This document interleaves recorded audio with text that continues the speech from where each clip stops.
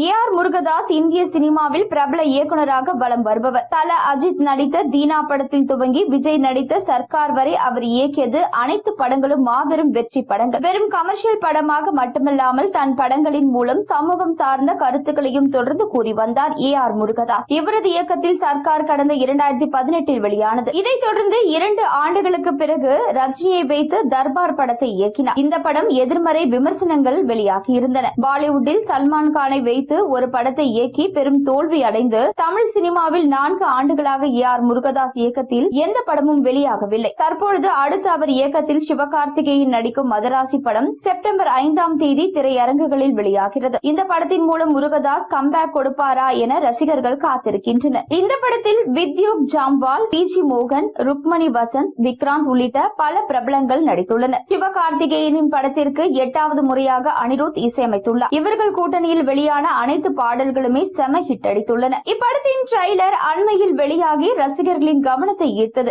இந்த ட்ரெய்லரில் துப்பாக்கி யார் கையில் இருந்தாலும் நான் தாண்டா வில்லன் என வித்யுக் ஜாம்வால் பேசுவது, டான்சிங் ரோஸ், ஷபீரின் வில்லத்தனம் ஆகியவை படத்திற்கு பலம் சேர்க்கும் என தெரிகிறது. விஜய்க்கு துப்பாக்கி போல சிவகார்த்திகேயனுக்கு இந்த படம் அமையும் என தெரிகிறது. சமீபத்தில் ஆடியோ விழாவில் விஜயை பற்றி சிவகார்த்திகேயன் பேசியிருந்தார். இந்த திரைப்படம் பற்றிய சில பிரபலங்கள் கருத்து கூறி வருகின்றனர். விநியோகஸ்தர் ஒருவரும் அவர் பக்கத்தில் வெளியிட்டுள்ள பதிவில் ஏ.ஆர். முருகதாஸ், அனிருத், சிவகார்த்திகேயன் மூவரின் சரவடி என பதிவிட்டார். மேலும் சில பிரபலங்களுக்கு ஸ்பெஷல் ஷோவை போட்டு திரையிட்டு காண்பித்துள்ளனர். முருகதாஸ் இந்த படத்தை விஜய்க்கும் திரையிட்டு காண்பித்துள்ளார். இதனை பார்த்து மொத்த படக்குழுவையும் பாராட்டி இருக்கிறார். விஜயின் குடும்பத்துடன் சிவகார்த்திகேயன் குடும்பமும் நல்ல நட்பில் இருந்து வருகின்றனர். கோட் படத்தில் விஜயே துப்பாக்கிய பிடிங்க சிவா என்ற வசனத்தை பேசியிருந்ததாக வெங்கட் பிரபு கூறியிருந்தார். அந்த அளவிற்கு சிவகார்த்திகேயனின் வளர்ச்சி மீது அக்கறை கொண்டவர் தளபதி விஜய். மதராசி படத்திற்கு கிடைத்த வாழ்த்தை பற்றி விரைவில் சிவகார்த்திகேயன் கூறுவார் என எதிர்பார்க்கலாம்.